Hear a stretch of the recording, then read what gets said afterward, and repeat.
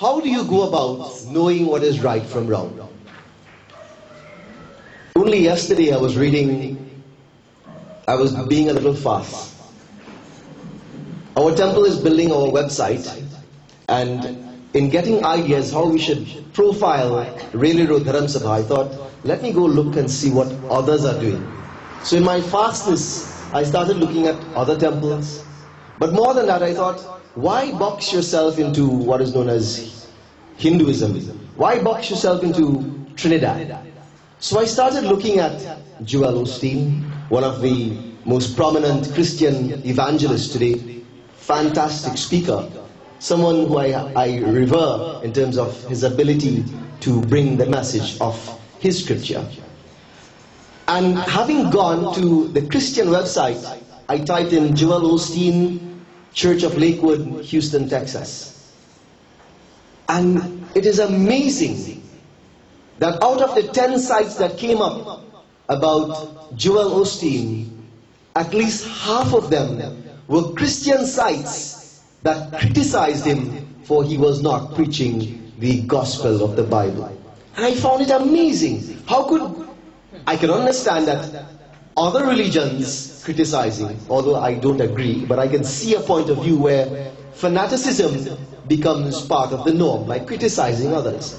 But it was amazing, it was incredible to see members of the Christian faith criticizing him for not preaching the exact word, or at least what they interpreted as the words of the Bible. The point I'm making is, how do you go about judging what is right and what is wrong? Even within the same religion, look at what's happening in Trinidad today. Yesterday is Shivratri and today is Shivratri. If you celebrated yesterday, blessings on you. I try to do both days because I try to extend myself. But it is really amazing what is happening, because in the eyes or in the minds of one particular sect or group, we are right and they are wrong. And according to them, we are right from their standpoint, and the others, everybody else, is wrong. We're all defending and holding on to our point of view. Earlier, Shiva was referred to as Sat, Chit and Anand. And if Sat is fact, then there is no variations of fact. Anything that varies from the fact is an opinion. Anything that varies from the truth, it is a perspective. And this is why when we engage in dialogue or in discussion, we must understand that unless we are sure that it is fact, we are subject to being wrong. Unless we are sure and there is guarantee in it, whatever we're saying as being fact, we are subject to being wrong. How do you know then what is right and what is wrong? A few weeks back, when the children sat in this temple for Saraswati Jayanti, I asked them, remember, point to yourself. And what did they do? They did this. They pointed automatically, without instruction, without being prompted. They pointed to the center of their chest. And it was quite interesting that anytime you ask someone, whether it's a child or an adult, in any language, in any country, within any tradition or any religion, point to yourself. And the individual, I guarantee you this, will always do this, pointing to the center of the chest. No one will do this. No one will point to their heads. No one will point to his toes. No one will point to his stomach or his back. Everyone came with the instruction. We came pre-programmed into this world automatically to point to the self that is referred to the point, the physical point at the center of the chest. Why is that? Shakespeare said it this way: go to thy bosom and knock there and ask your heart what it doth know.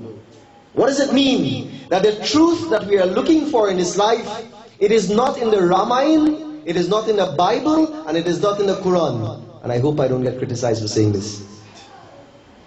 Those who wrote the Bible and the Quran and the Bible and the Ramayana and the Gita, they wrote the truth according to the time and the context and the needs at the time. And the Chopai that we just sang, Tulsidas says,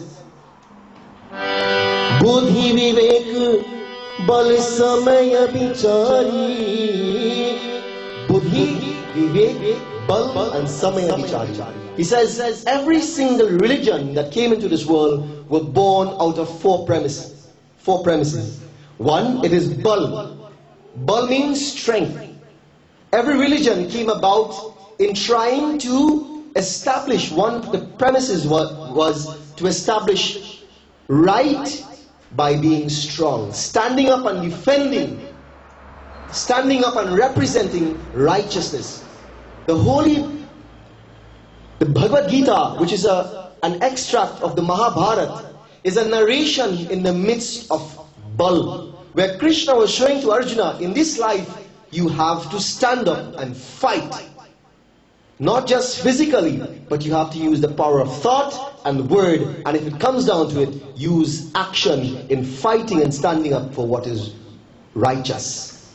Bal. Buddhi. What is Buddhi? Buddhi is thought or examination. Every religion came about by someone introspecting. Muhammad, the Prophet Muhammad, upon whom be peace, he was a merchant, he was a salesman. But before he gave the world the Quran or the instructions that came through him, that was documented as the Quran, he went into Buddhi, introspection.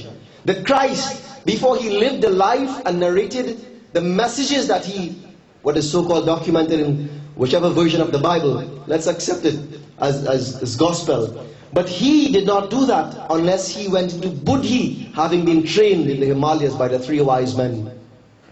Those were Gurukuls, teaching him Gurukul system in Buddhi. Vedyas Maharaj, Tulsidas Maharaj, Valmiki Ji, they all were able to give the world the scriptures that we adore and we arti and we worship based on their going into Buddhi. Does it mean that Tulsidas alone has what it takes to write Ramayana? Does it mean that Valmiki Ji alone had what it takes to give the revelation? The true message of all these individuals is to show Valmiki was a daku, he was a thief. I told you Muhammad was a merchant. It means that to access the higher truth, the universal truth, you and I have to do it for ourselves.